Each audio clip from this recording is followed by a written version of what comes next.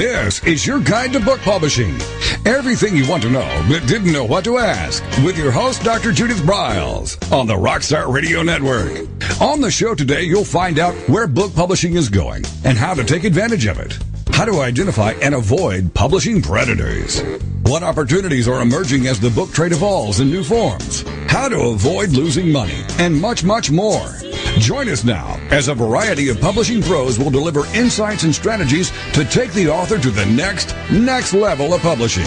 It's your guide to book publishing. Everything you want to know but didn't know what to ask. Brought to you by Author U and the Book Shepherd on the Rockstar Radio Network. And now, here's your host, Dr. Judith Briles.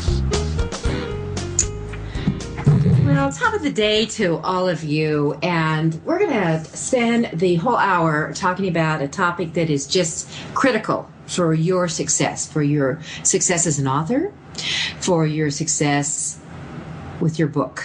And we're talking about the platform, the author and book platform. So I'm actually going to be doing the entire half hour as we open this up myself, since this is one of the things that's near and dear to my heart. I work and coach authors through this on an ongoing basis with every book shepherding client I have, as we have to look closely at what their platform is. And if they don't know, well, we're going to doggone develop it as we evolve and create their book. So we're going to look at this and look at the components that bring it together. And then the second half hour, I'm going to bring on Dr. Lynn Hellerstein, who came into my offices with what she thought was her book. It was a good go. It was a good draft, a very rough draft.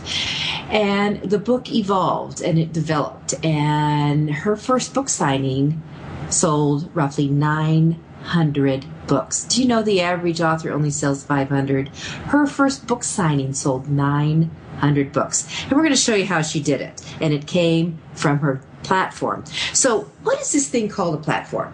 And what happens is that when most people get talking about the platform, they think it's your tribe, your crowd, who follows you, who knows you, how are the reader, the book buyer come to find you. That is a component, but it's not the beginning of the platform. The platform, thinking of it as, you can think of it as a three-legged stool with an appendage.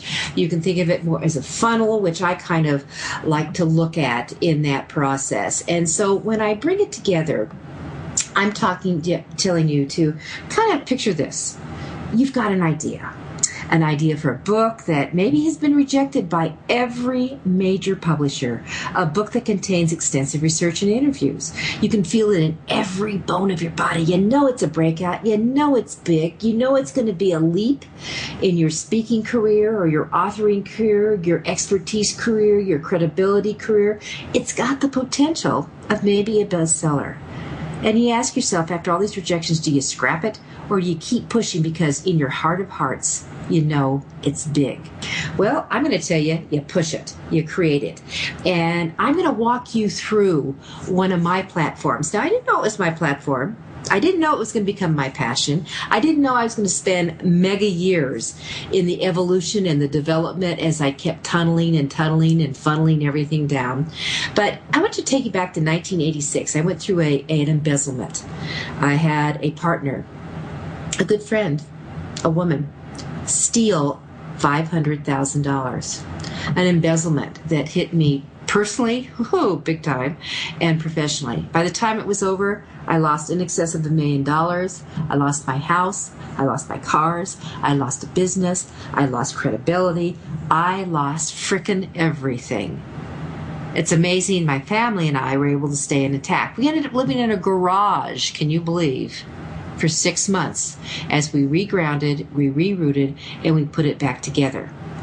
What my partner did was steal money from an investment that I had put together and recommended to other people. I had to step in and learn how to fix it, to run it, to create it. And I always tell people God did not put me on this earth to be a hotel operator, but that's what I did. I went back to school to learn how to fix it, to run it, to recreate it, and to eventually sell it, that I was able to pay every creditor 100 cents on the dollar.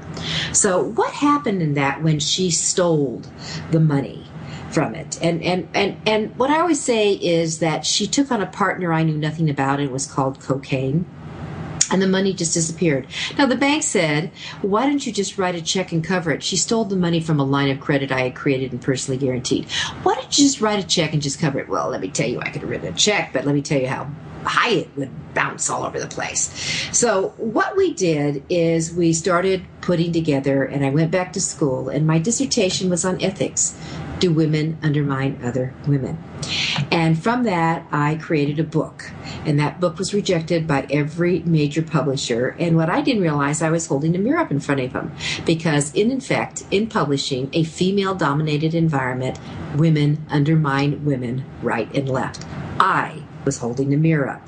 I had to go to an alternate source. I went to a very small press, and we started that rate. We sold it. The book ended up with a 4-page spread, a cover story on People magazine, in Time, in Newsweek, the Wall Street Journal. Oh my God, I even made the National Enquirer. That was beginning of what I didn't know at that time, a platform. So the author's platform consists of 3 key areas. It has to have a vision. I saw it as big. Now, when I talk to women in general, they would say, oh, for God's sakes, Judith, don't talk about this. Don't give them being men, more information to use against us in the workplace. And the other half would say, you know, we need to get this out under the mat, on the table, and talk about it and deal with it so we don't continue it. I went with that group. And I thought, okay, I identified the problem, and my premise of putting together any book as in the nonfiction arena is what's the problem, what's the cause, what's the effect, and what's the solution. All right, I identified the problem. I knew what the effect was, and I knew what the cause factors were. And by golly, in my first book called Woman to Woman, From Sabotage to Support on the topic, I had the solutions, and I thought that was it. What I didn't know is that I had created a very long-term vision, because it was the breadth of this issue was huge, and I had deep passion. I mean, I had been affected. I mean, I'd lost a lot of money. I'd lost everything. I lost my health in the middle of it. I got cancer, I'm sure, from the stress. You see, I used to imagine my former partner driving down the street and blowing up. I mean, I saw flames hundreds of feet in the air. Stress made me sick. And my 19-year-old son died in the middle of all of this going on. I mean, it was an awful, awful time in my life. So that passion got ignited. Now, my former partner certainly didn't cause Frank, my son, dying, but all of it was mingled together. So what I did is that I had this vision of going out into the corporate workplace. I thought that surely corporate America would want to deal with this, because you see, my background came together, and that it had financial. I wrote money books. I did money workshops for women. And you see, I thought that was my path. Nah, it's not. This totally diverted. This became the major detour, which became the new vision and a new path. Because you see, I could do the money crunching side of it and figure out, when you have toxic behavior in your workplace, this is what it costs. This is what your productivity goes down. This is what the turnover effects are. And I went out to the corporate marketplace and saying, listen, I've got some workshops that we could do that will increase your productivity and reduce your turnover, thus creating significant revenues. Would you be interested in talking? Absolutely, they said. Well, it's about women undermining women. It's about gender harassment. Oh, we can't do anything like that. We can't do any trainings like that, because people, women, will think we're sexist. Well, tail between my legs, I thought I had a great idea, but it was called the wrong fit. And what authors need to understand in developing their vision, or they've got this passion fueling it, is that they have to understand is who's their market. Well, I knew women were my market, and it really didn't start gelling until I was speaking in upstate New York, Glens Falls, and several directors of nursing heard me speak on this topic and said, we need you. You need to do a study on us. And I said, but I've already done this huge national study. And they said, no, you need to do the study on us, healthcare. Well, I heard the message. I did the first study, which then led to several more studies through the years and several more books that I created specifically for healthcare. If you worked in healthcare, if you were a nurse, you were 42% more likely to be undermined by a coworker. The turnover costs were huge. The replacement costs were huge. Patient safety was at risk. So then I took it and created this book that led from woman to woman, from sabotage to support, and then there was women 2000 and looking at sabotage, becoming sabotage savvy in the new millennium, and then there was a book called Gender Traps, all with major publishers. And then I created my own imprint, and a book called Zapping Conflict in the Healthcare. First, the Briles Report on Women in Healthcare, which was also published by a major publisher. Then I started getting smart. I started figuring out the money game. I started figuring out it really was important for me to be in control and the quality and what my books looked like. So then Zapping Conflict came out in the healthcare workplace, followed by Sabotage, how to deal with the pit bull, skunks, snakes, scorpions, and slugs in the healthcare workplace. And then I was really in my element. The vision was there. Patient care, love nurses. I'm alive because of a nurse, because doctors kept screwing up and missing things. I was really dedicated. My passion was ignited. And what I did is I created those books that led into the field, and we're going to talk about that when we come back from the break. I'm going to give you those elements of how that happens and how you can develop your platform. So you need first the vision, you need the passion, and then here's the next part that's huge, and we'll come back with that as well. And it's called commitment. Commitment of your time, commitment of your energy, and commitment of your money. What are you willing to invest in your book, in that vision, in that passion? What are you willing to invest in time? What do you invest in energy? What are you willing to invest in money?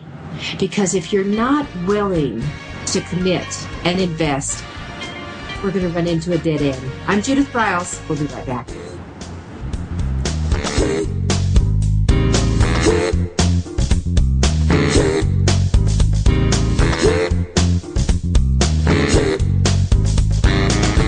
This is your guide to book publishing. Everything you want to know but didn't know what to ask. With your host, Dr. Judith Briles. And we'll be right back with more great information right after these on the Rockstar Radio Network.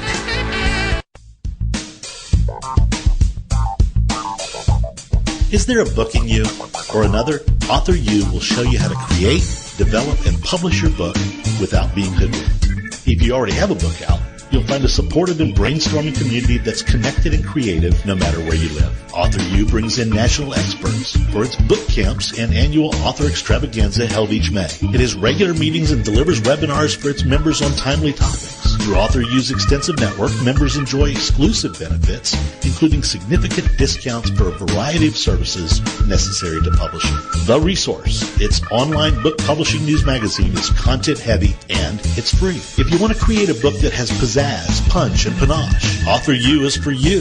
If you're a hobbyist or a casual author, it's not. Join Author U today through its website at authoru.org. Follow Author U on Twitter at AuthorU and on Facebook at Author U, where timely author and publishing tips and articles are posted daily. Author U, where the author goes to become seriously successful.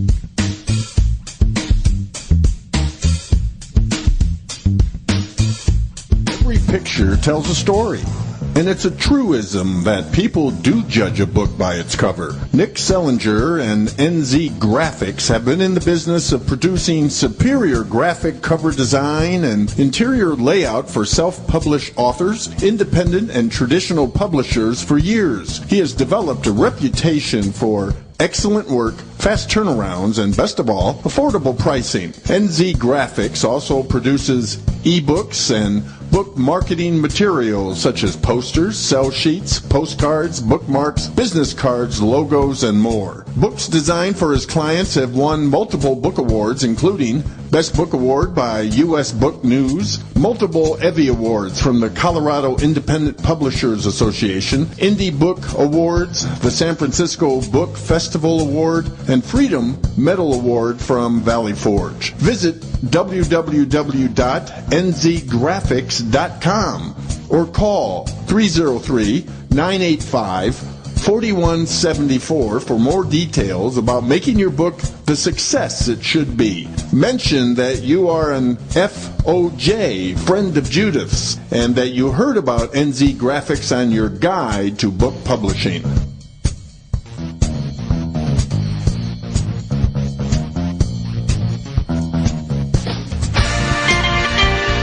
Welcome back to your guide to book publishing. Everything you want to know but didn't know what to ask on the Rockstar Radio Network.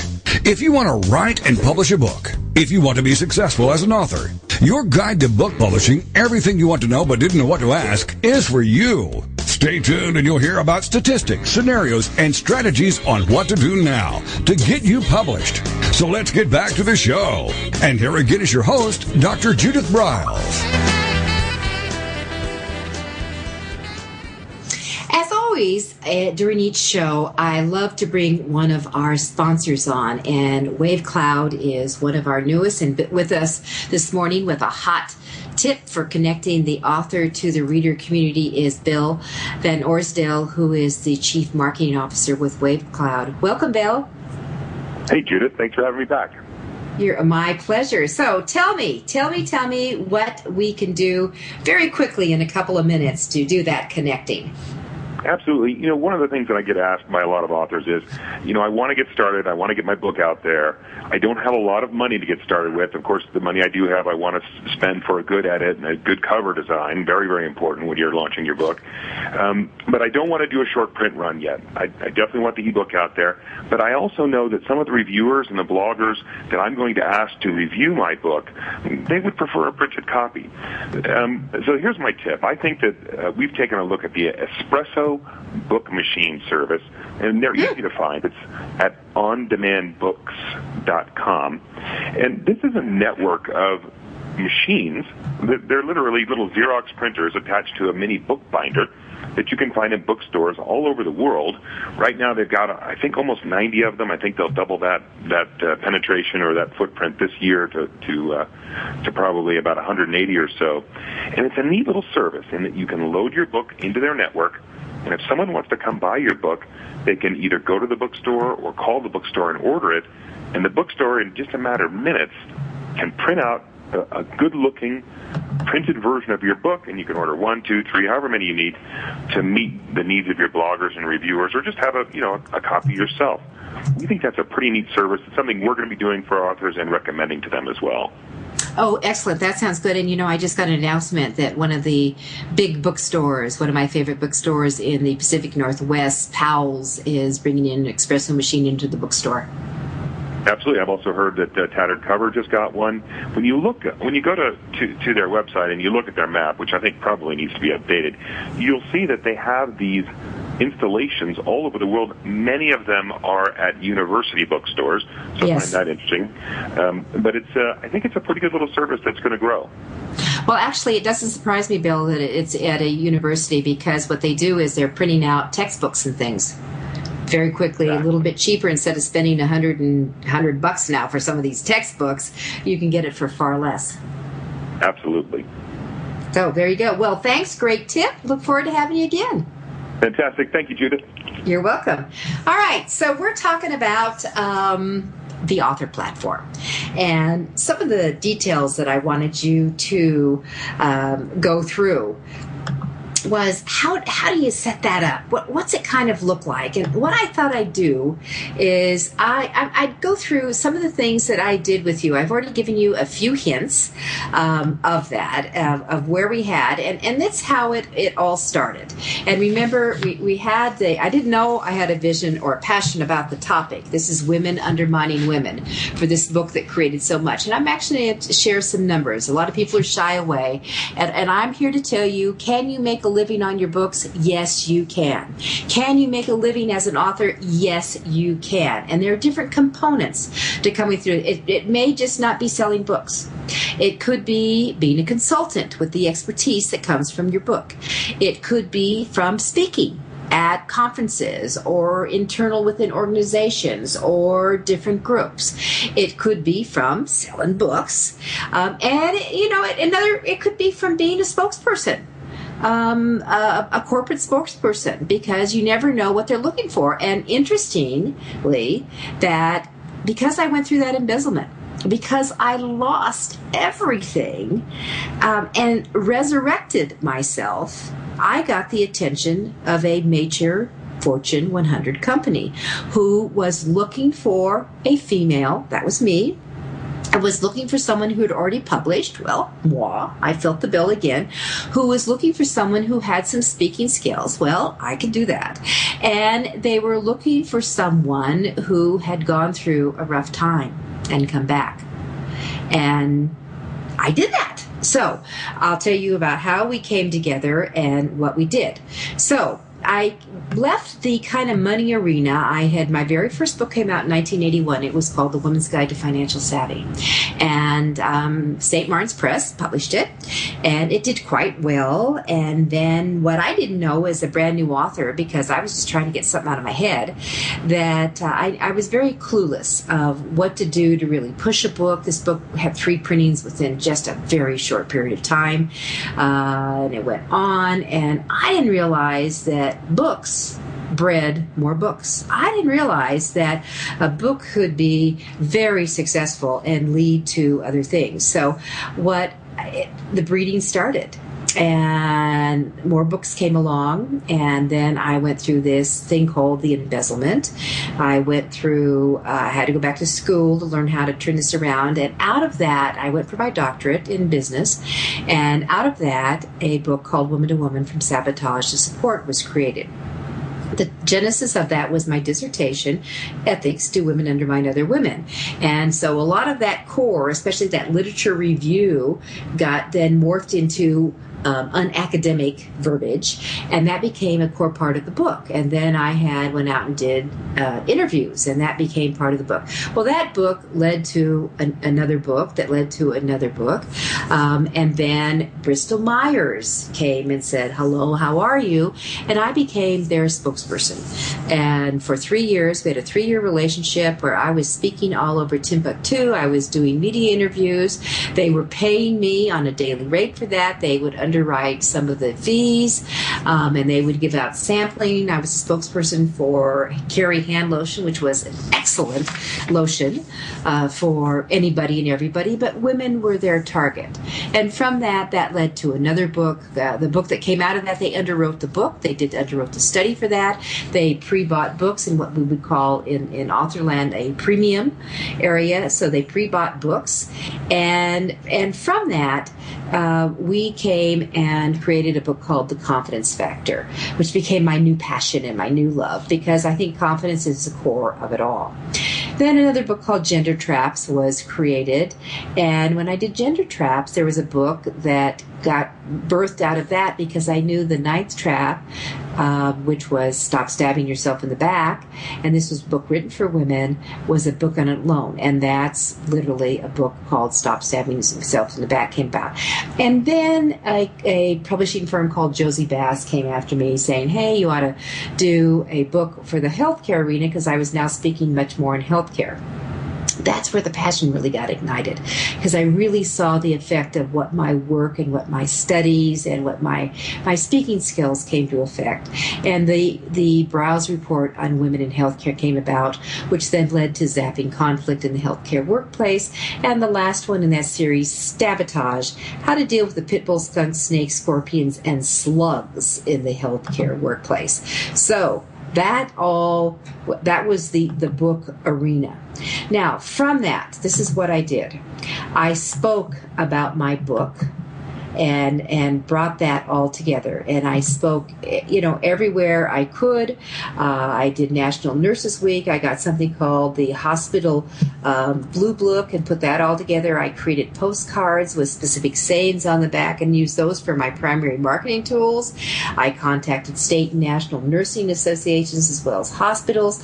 I created wacko buttons that everybody wanted. I even created a tool, and it was this care funding script that I had that I didn't give away my tool on a bookmark. By golly, I sold it for $5, and I put a purple tassel. Anyone who knows me knows I use purple on everything. I did a purple tassel in it, and I put a ribbon around 10 of them during special celebration weeks, and I would sell 10 at $4 each. We sold thousands of them as we went. We put together packages with all my books together at a discount. Now, did I have misdirects? I'll tell you, my money background became my misdirect. Now, the financial side was important, but I moved on to other things. And what worked is I learned more about the publishing business, critical for any author. I learned how to divorce publishers and agents from my past. I started my own imprint called Mile High Press. I narrowed my speaking. This is the funnel, the finding the right energy genre. Speaking niche, I pre-sold books. I sold books at gigs. I did surveys. I learned how to be an effective storyteller. I became a corporate spokesperson, and I understood the value of self-publicity. What didn't work was corporate speaking. I shared that.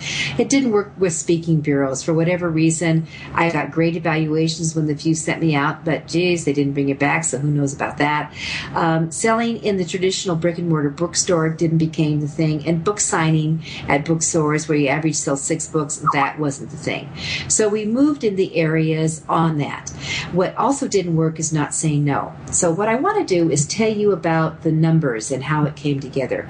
From 1987 to 1994, I will tell you, I accumulated over $700,000 in speaking fees. As a spokesperson, $200,000. My book sales from traditional royalties for New York were $105,000, and at gigs directly, $280,000. You see, the bills are starting to go off. I make more money selling them on my own than a bookstore.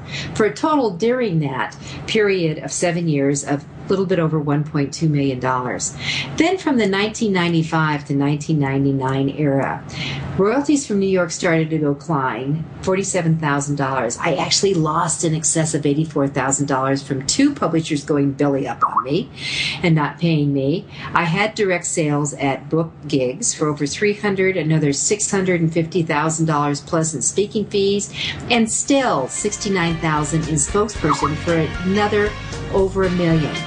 So, as we put it together, during that time, I'm going to tell you, 25 years, over $4.3 million, because I had my passion, I had my energy, I had my commitment, I knew who my market is. That's what your platform will do. Book publishing. Everything you want to know but didn't know what to ask. With your host, Dr. Judith Briles. And we'll be right back with more great information right after these on the Rockstar Radio Network.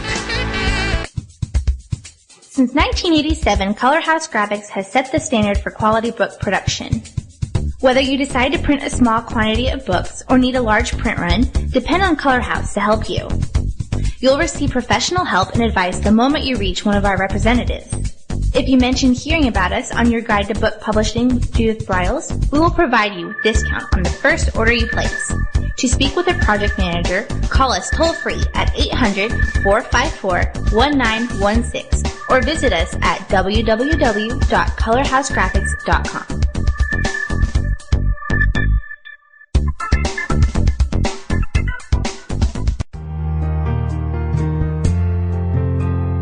Do you need postcards that make a statement? How about business cards, flyers, brochures, or NCR forms?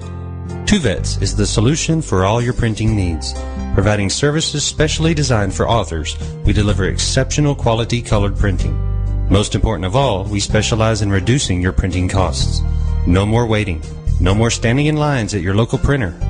Online proofing. With our pricing tools calculator, you can get instant quotes on all your printing products, as well as shipping rates all over the United States.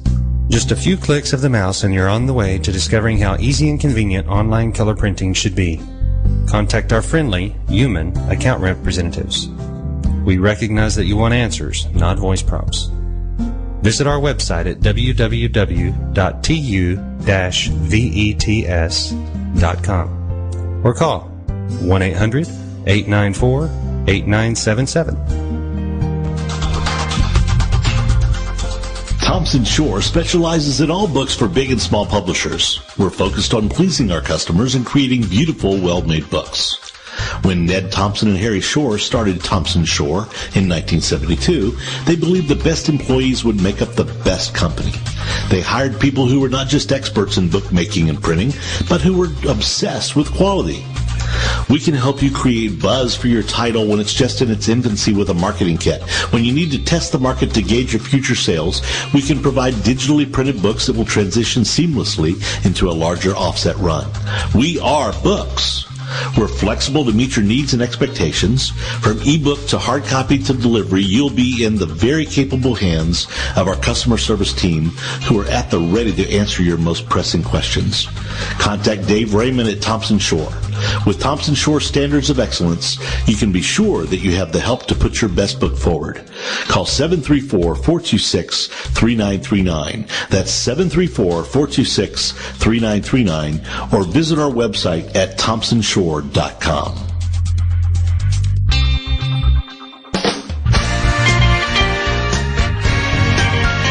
Welcome back to your guide to book publishing. Everything you want to know but didn't know what to ask on the Rockstar Radio Network. Coming up, you'll hear more about statistics, scenarios, and strategies on what to do now to get you published. So let's get back to the show. And here again is your host, Dr. Judith Briles.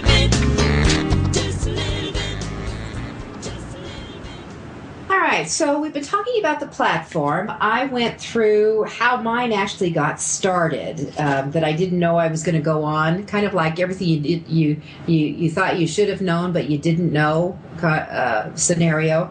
And with me, for our final half hour, I have an amazing woman, and her name is Lynn Hellerstein, Dr. Lynn Hellerstein. She is a visionary pioneer, a vision therapist, and she works with what she calls kiddos, but she is excellent at working with kids in her extensive practice based in Colorado.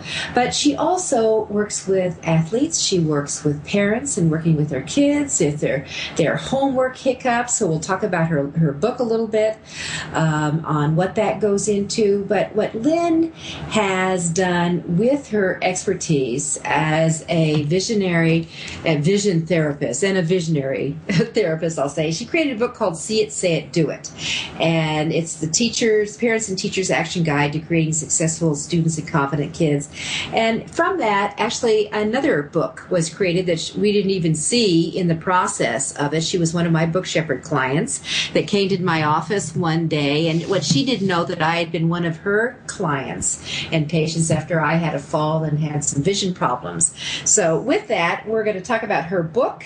She's going to tell you about how it was created and moved on and tied into what her platform was, maybe what she thought it was, and how it's evolved over the past 2 years. Welcome, Lynn.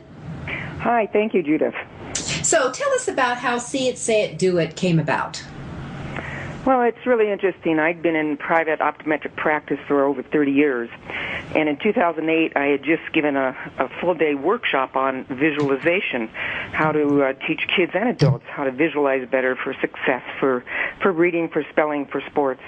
And it went over very well, lots of positive comments, and I vividly remembering saying, wow, there's such good stuff here, content, and there's no book like this. Somebody needs to write that down, but I know it's not going to be me because I really don't like to write. And I just left it there. And it so happened about a month later, I happened to be at a personal development course, and the speaker was talking about everyone has a book inside of them. Everyone has a book inside of them. And I'm thinking, no, he's wrong. I have another speech. I don't have a book. Well, by the end of the conference, it hit me, oh my gosh, I've got a book inside of me. Now what am I going to do? And get it out. Well, I'm the kind of person when it's in my head, it stays there until I get it out. So I decided, all right, I'm going to write a book. I called a friend to see who's published before, see if she'd co-write it with me. And she said, fine. And I said, I'll start it while you're on vacation. And over the winter holiday, over December, I basically wrote what I thought was the whole book, but it ended up being just the guts of the start of the book. And when I showed it to her, she said, it's clearly your book. And I said, great. Now what do I do? She says, oh, well, you've just started this. You need to really spice it up and add more stories. And I'm thinking, I put out there what I thought was my book. I don't know what to do from here. So she recommended me to Judith. She said she was a book shepherd, and I'm thinking, I don't need any information about shepherding sheep, or I didn't know what a book shepherd was. I didn't even know it existed. Lo and behold, Judith and I met. She totally understood my topic because our previous experience of working together. It was just one of those, funny things that happen when you put it out there. We set a goal that, now I found out this was kind of a crazy goal, but in 9 months later, I was scheduled to speak at our national conference on visualization, and it hit me, how can I not have my book ready by then? So it was really like giving birth. 9 months of writing, preparing, going through the good times, the difficult times, the challenges, and 1 week before my conference where I spoke, lo and behold, the book was done. The talk was exciting, and without knowing how to sell, I've never marketed. I've always been in professional practice. We ended up selling close to 900 books in that weekend. To start off this process, I thought, man, this all happened. My daughter is a professional graphic designer. She had the website done on the day. And it's truly about when you put it out there and you believe in it, things just kind of show up and happen. It was an amazing process to start. Well, and the thing is, and going back to the author's platform, you've always had the passion for what you do, so that was there, and you created the vision that you were going to have the book, and you're big into creating visions anyway and visualizing things, and so that came along, and granted, we did have a few hiccups along the way, but one of the things that was important for Lynn in her vision was that she had a very specific endpoint that I need this book. I have this speech. Was it in October that we had the speech? October was the speech, right? 2009. Yeah, that you had this speech. So we had to work backwards to figure out when this book would be done, and I knew that it had to be from the editing from our layout to the editing, and it's not a book that has a whole bunch of words. There's a lot of visuals in here, and I remember sitting in my office with you, Lynn, that we actually were clipping these exercises to make sure that they worked. I remember well. Yes. We wrote this book on trail mix and nuts, if I remember correctly. And as we went through with that, then it could come together. So you had the vision, you had the passion, and you certainly had the commitment. So for when you got there in October, and we knew that the printer said, yes, we will deliver the books, so she would have them. What did you expect to sell? Did you have any expectations when you went in to that meeting? I've never done anything. I've written for journals, medical writing, and you just turn in the article, you never think anything of it later. So for whatever reason, I ordered 5,000 without thinking that that's just what you do. I had no idea what I'd sell. I didn't even know really the marketing and selling piece of it, and I probably broke more rules than I did correctly. But I think the key was this happened to be a group that I was past president and already had, good rapport and expertise in. And so that was an important piece that really boosted me to be able to go to that group as a starting point. And then many of my colleagues that have similar kinds of vision therapy practices, I knew would buy multiple copies because I give many books away to teachers and parents and my referral sources. So I buy sometimes 100 books at a time for the holidays and then give them out as gifts. And I know some of my other colleagues, and so this is a hot topic in our field. It's a hot topic really in education and sports. So I sensed it might be that, we could sell a lot, but I was shocked. I was, very pleasantly surprised. Pleasantly surprised. Yeah. Well, for an author, what you do is, Lynn was, with her sales, she more than covered the cost of her printing, which is one of the big chunks that comes out for an author with that, and you do want to go for that. So, Lynn, what we want to do is really kind of probe what happened after you sold those 900 books. So you've got that going, and then something else happened in your office because your staff was using the book, and they started creating a side deal to it, which became your organized book. So tell us about that. Sure. In my private practice, I have several vision therapists, occupational therapists, and we usually see kids once a week and give them home therapy. And this has always been going on, that we'll give the home therapy. It's like homework, 15, 20 minutes a night. The kids come back and go, Mom's too busy. We had too many things to do. We're not getting our homework done. And that's been going on forever. And once we started with the see it, say it, do it, visualize, declare, and take action, we decided to apply it to homework activities, not just for vision therapy, but in general, doing their chores. And, many parents would complain, I have a to-do list for my kid. He doesn't do it. I have to remind him. I'm tearing my hair out. Homework's not getting done. So to-do lists, for most people, don't work unless you create it for yourself. And the problem is the kids haven't bought in. It's not their list. It's the parents' list. So what we ended up doing is thinking about, well, what if we had them visualize, if they did their homework, how would they look? How would they be? And declare themselves, seeing their homework done, what would that be like? I'm great. I'm happy. And then do what's called organization charts, but it's like action plans for adults. And it's now their chart. And everybody thought that's a great idea.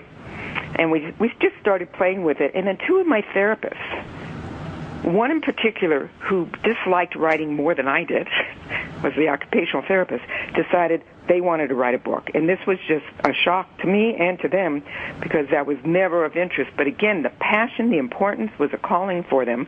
They overrode that with the vision and their declaration. And, within about 6 months, we had a new it's a workbook. And again, we got consulting, from Judith just on some of the layout and design. But basically, after the first book, we had a pretty good idea what we needed to do, got it printed, and that's now out, and we're using that all the time in our vision therapy program. And a lot of parents and teachers now are using that as well. So that's the second book that's come out of this. And the good news is both these books have gone into second printings. And I know that you had shared that you had made the cover very similar. So there's the branding. You talked about branding, which I'd like to come back to. We're going to move into a break here in just a sec. But when we come back, let's talk about the branding, because if you look at See It, Say It, Do It, and See It, Say It, Do It, Organize It, that there's clearly a brand, and Annie, the graphic designer, was very much involved with that. I'm Judith Briles. You're listening to Your Guide to Book Publishing. We'll be right back.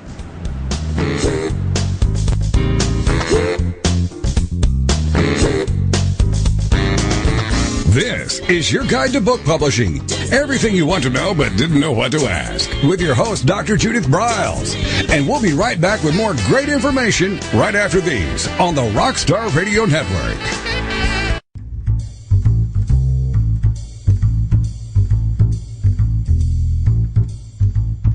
The book shepherding concept is simple. The publishing world is changing, and so must you.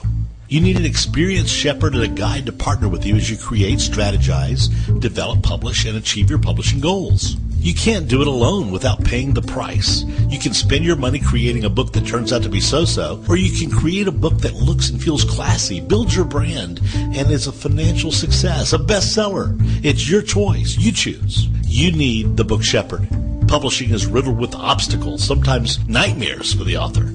You don't need problems. You want solutions. Dr. Judith Briles will shepherd you through the maze and the chaos. At times, she's had to step in and rescue a book that has been sabotaged by a publisher or by a publishing service provider, or sometimes even the author themselves. Judith Briles is the book shepherd if you want to create a book with no regrets. Give her a call today, 303-885-2207. That's 303-885-2207, or email her at judith@briles.com. By the way, Briles is spelled B-R-I-L-E-S. Follow Judith on Twitter at My Book Shepherd and on Facebook at The Book Shepherd.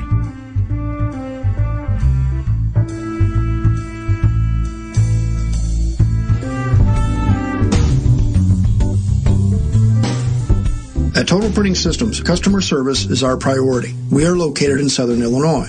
Our employees have an average of 18 years experience and know that customer relationships are important to our continued success. We have been a short-run book printer for nearly 40 years and always stay at the forefront of technology. Our niche is from 1 to 5,000 copies. Today, we offer digital, black and white, and 4-color high-speed inkjet printing, a cost-effective way to introduce color into your short-run titles. We, of course, offer traditional offset printing as well. Bindery is done in-house, from adhesive case binding to PUR perfect binding to mechanical binding of all types, including side sewing. We provide warehousing, kitting, distribution, inventory management, a new print-on-demand facility, streaming browser-based ebooks, and bookstore.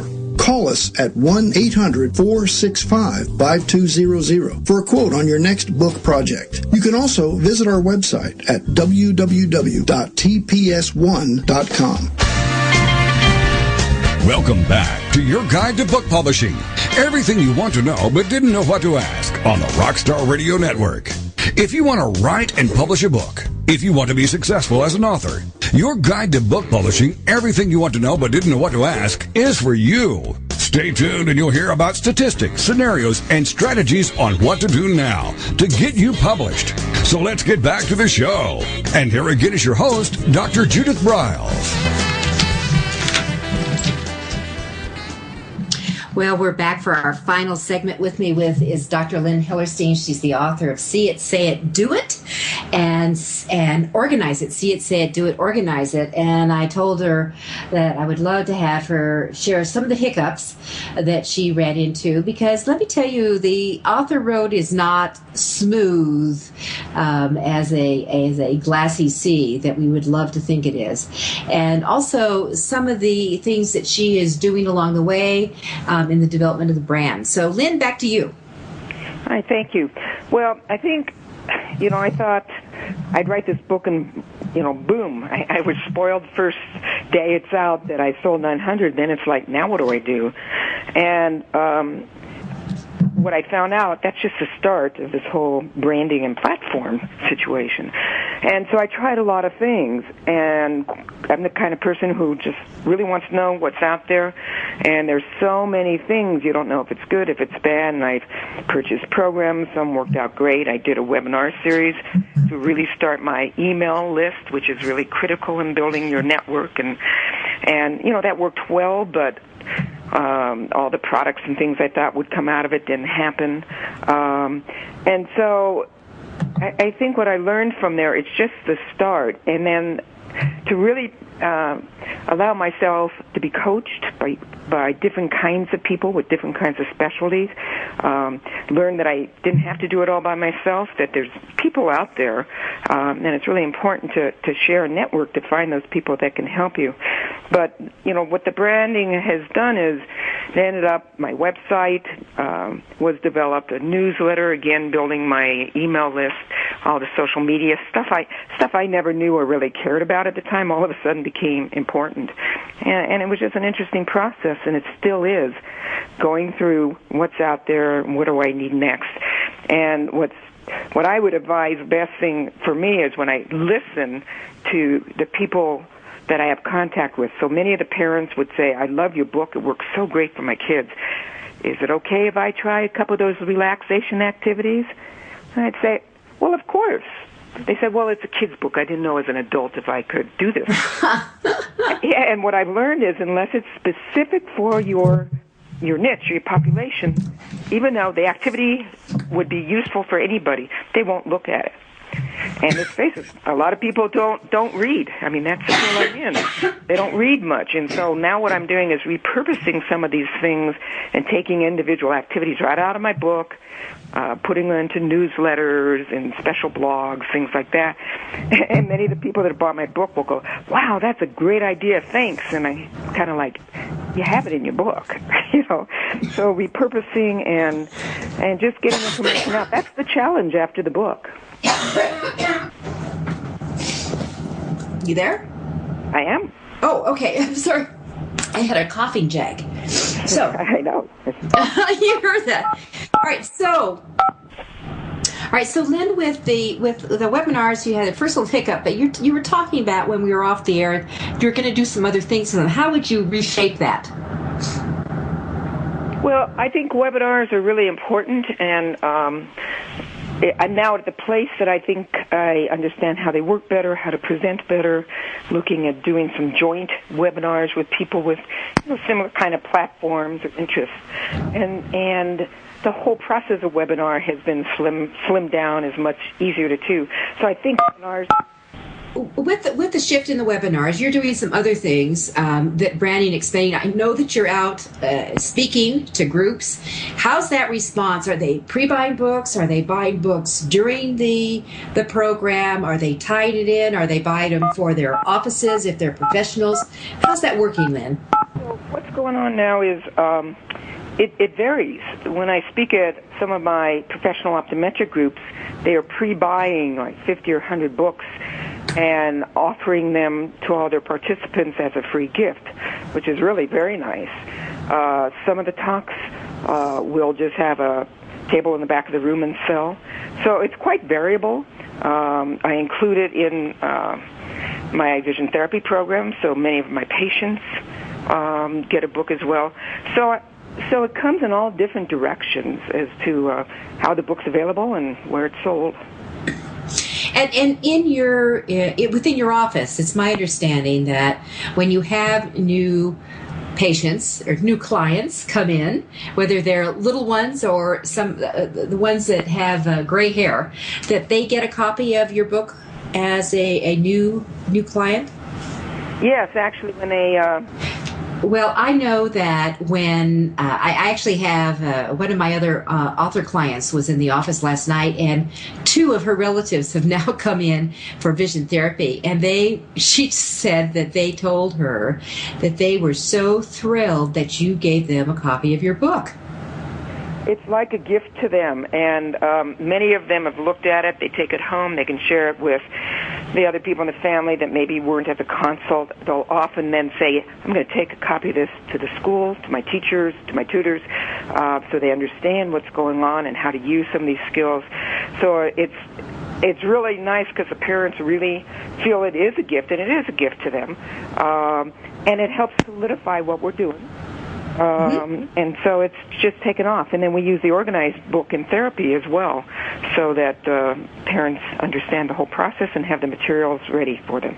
Which is terrific. So for our listeners, we have one more minute to wrap up here, that they can get their books, certainly both of them, through Amazon.com, or they can go to your website. Which one should they go to get a personalized copy?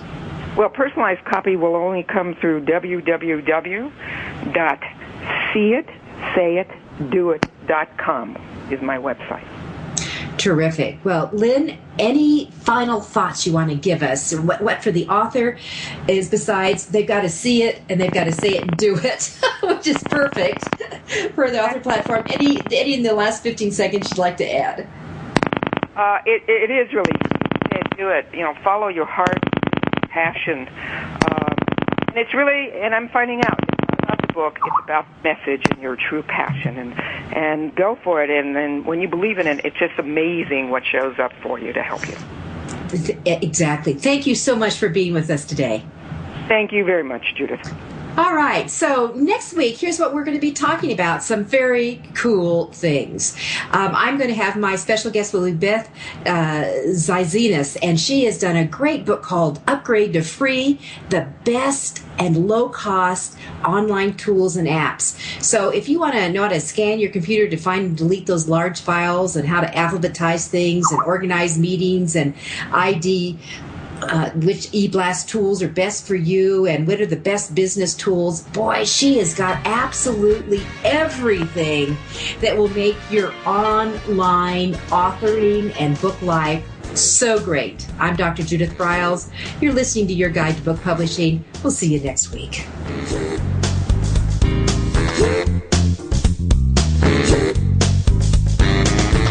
Thank you for being a part of Your Guide to Book Publishing. Everything you want to know but didn't know what to ask. With your host, Dr. Judith Briles.